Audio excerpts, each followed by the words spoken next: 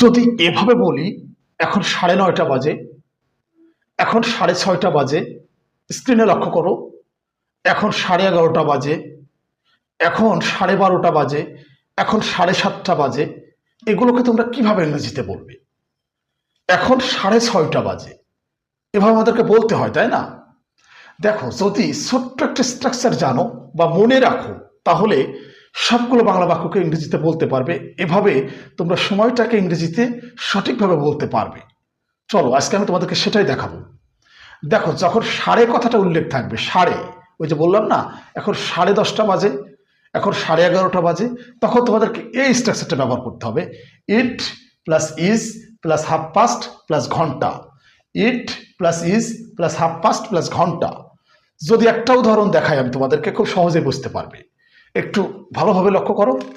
দেখো, যদি এভাবে বলি, এখন 7:30 বাজে, তাহলে নিয়ম অনুযায়ী করো।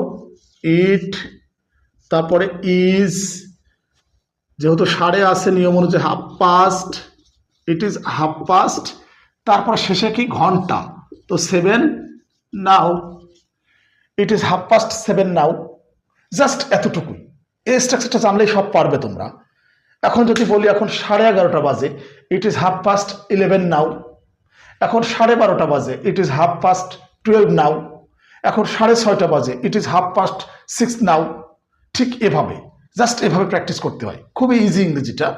জাস্ট এই স্ট্রাকচারটা তোমাদেরকে মনে রাখতে হবে। আমার মনে হয় বুঝতে পারছো। নিয়মিতভাবে ভিডিওগুলো দেখতে থাকো এবং শিখতে থাকো, ইনশাল্লাহ ইংরেজিটা অনেক ইজি হয়ে যাবে তোমাদের কাছে।